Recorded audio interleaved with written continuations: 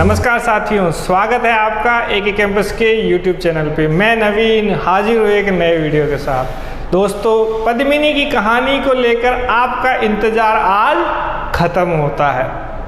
आज हम जानेंगे पद्मिनी की कहानी। क्या ये हकीकत है या फसाना? क्या ये इंसान की कल्पना मात्र है या इसमें कुछ सच्चाई भी है?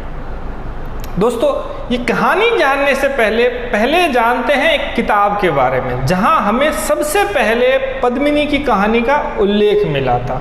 यह किताब है पद्मावत, जिसे माइकल जैक्सन ने लिखा है। MJ, हमारा MJ मलिक जायसी है। इसका पूरा नाम मलिक मोहम्मद जायसी है। मलिक मोहम्मद जायसी ने 16वीं शताब्दी में यह पुस्तक लिखी थी। वह शेरशाह सूरी के दरबार में कवि थे। शेरशाह सूरी दिल्ली का सुल्तान था 16वीं शताब्दी में। अब दोस्तों, एक बहुत महत्वपूर्ण बात है और एक सवाल भी खड़ा करती है कि ऐसा आखिर क्या हुआ था कि एक दिल्ली का कवि राजस्थान की एक कहानी लिखता है। तो दोस्तों, इस कहानी का जो बैकग्राउंड है वो आया कहाँ से? हुआ क्या था, दिल्ली का सुल्तान शेरशाह सूरी, उसने मारवाड़ के राव मालदेव से एक युद्ध लड़ता है। उस युद्ध का एक गहरा प्रभाव पड़ता है शेरशाह सूरी पे। दोस्तों, 16वीं शताब्दी में एक जैतारण का युद्ध हुआ था शेरशाह सूरी और मारवाड़ के राव मालदेव के बीच में। दोस्तों, इस युद्ध में राव मालदेव की तरफ से दो वीर पराक्रमी सेना नायक शामिल होते हैं, जैता और कुंपा। और कुंपा ने शेरशाह सूरी को नाको चने चबवा दिए थे। इनके पराक्रम से, इनके शौर्य से शेरशाह सूरी सुल्तान की इतनी बुरी हालत कर दी थी कि उसने घुटने टेक कर एक बात कही, मुट्ठी भर बाजरे खातिर हिंदुस्तान री बादशाहत खो दे। तो दोस्तों, सुल्तान ने यह बात इसलिए कही कि मारवाड़ एक मरुस्थल क्षेत्र था, जहां चारों ओर उजाड़ ही उजाड़ है और धान्य धन भी बहुत ज़्यादा नहीं होता। लेकिन ऐसी भूमि बहुत पराक्रमी वीर सपूतों को जन्म देती है। शेरशाह सूरी उसी पराक्रम शौर्य से प्रभावित हुआ। फिर अपने दरबारी कवि मलिक जायसी को कहता है कि ऐसे ही वीर सपूतों की कोई कहानी लिखी जाए। तब अपना MJ एक कहानी लिखता है पद्मावत, जो रानी पद्मिनी के बारे में है। अब दोस्तों, आते हैं कहानी पे। कहानी में जो प्रमुख पात्र है, जो हीरो और हीरोइन है, वो रावल रतन सिंह और रानी पद्मिनी है। लेकिन ये कहानी की शुरुआत जो होती है वो होती है रानी नागमती की एक छोटी सी ख्वाहिश से। रानी नागमती रावल रतन सिंह की पत्नी थी। एक बार वो एक तोते के बारे में सुनती है, हीरामन तोता, जो हूबहू इंसानों की नकल करता था। वो जब बोलता था तो ऐसा लगता था जैसे इंसान बोल रहा है। तो रानी को वो तोता लुभा गया। अब रानी को इच्छा हुई कि वो तोता उनके पास होना चाहिए। तो यह ख्वाहिश लेके वो जाती है रावल रतन सिंह के पास। रावल रतन सिंह अपनी पत्नी से बड़ा प्रेम करते थे, तो उनकी ख्वाहिश पूरी करने के लिए वो चले जाते हैं सिहल द्वीप। ये दोस्तों बिल्कुल वैसा ही है जैसा सीता मैया ने श्री रामचंद्र से एक गुजारिश की थी कि वह स्वर्ण हिरण देखना चाहते हैं, और श्री राम सीता मैया के प्रेम में जंगल में चले जाते हैं स्वर्ण हिरण लेने के लिए। ऐसे ही रावल रतन सिंह चले जाते हैं सिहल द्वीप। सिहल द्वीप जाकर वह जंगल में हीरामन तोता ढूंढ रहे होते हैं। तभी उन्होंने आश्चर्यचकित करने वाला नज़ारा देखते हैं। वह देखते हैं कि एक लड़की शिकार कर रही थी, और वो लड़की इतनी सुंदर थी कि रावल की आंखें एकटक उसे देखती ही रह गई, और रावल को उससे वहीं प्रेम हो गया।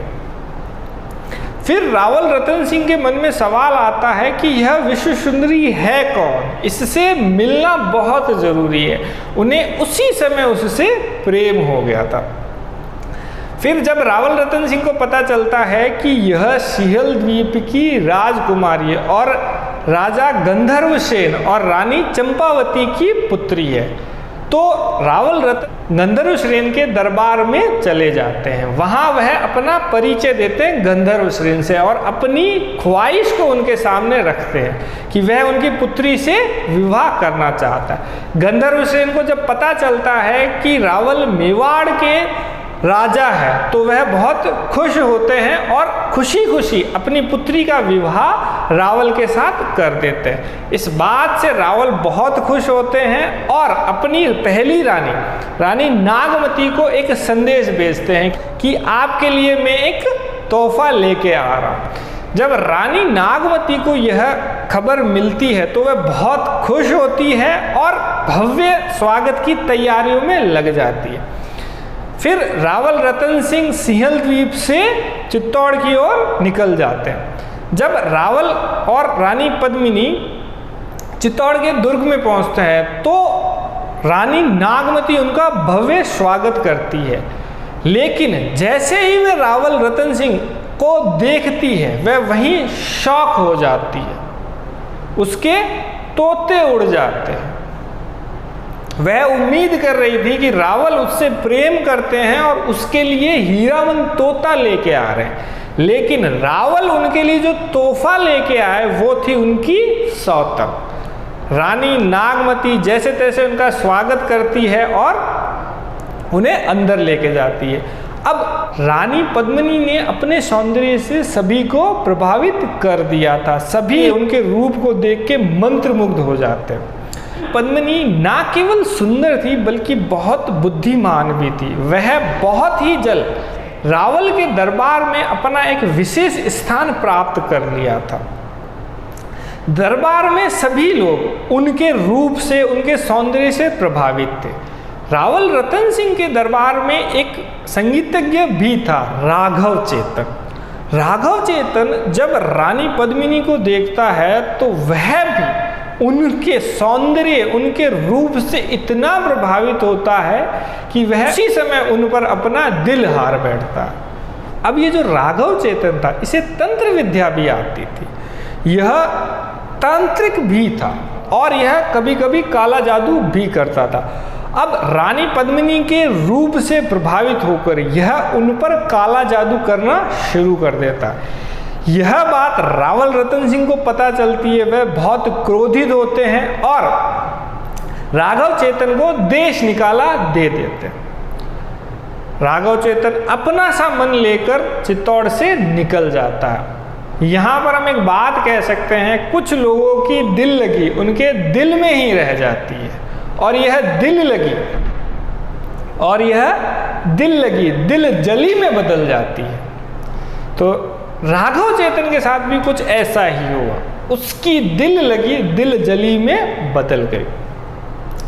अब राघव चेतन रावल से बदला लेने की ठान लेता है और वहां से चला जाता है दिल्ली। दिल्ली में इस समय सुल्तान था अलाउद्दीन खिलजी और अलाउद्दीन खिलजी ही इस कहानी का मुख्य विलेन भी है, जिसे प्यार से एक राइफल भी कहते हैं। राघव चेतन खिलजी के दरबार में जाकर रानी पद्मिनी के सौंदर्य का ऐसा वर्णन करते हैं कि अलाउद्दीन खिलजी के मन में एक तीव्र लालसा पैदा हो जाती है रानी पद्मिनी को देखने की, उसको अपना बनाने की, उसको दिल्ली लाने की। अब अलाउद्दीन खिलजी जो था एक साम्राज्यवादी शासक था और वह मेवाड़ की स्वतंत्रता से बहुत ज़्यादा क्रोधित था।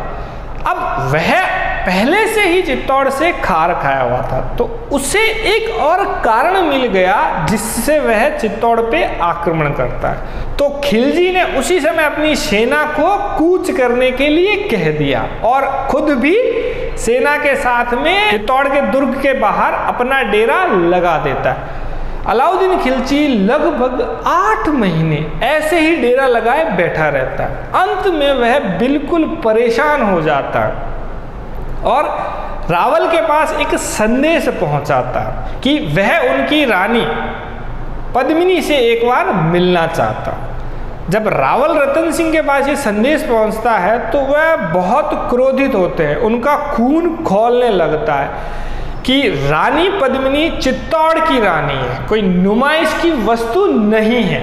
लेकिन दरबार में उपस्थित अन्य दरबारी चित्तौड़ की नाजुक स्थिति से वाकिफ थे और रावल को समझाने का प्रयास करते हैं कि पिछले 8 महीनों से दुर्ग के द्वार बंद हैं, राशन पानी की धीरे धीरे कमी हो रही है और ज़्यादा समय तक हम द्वार को बंद नहीं रख सकते।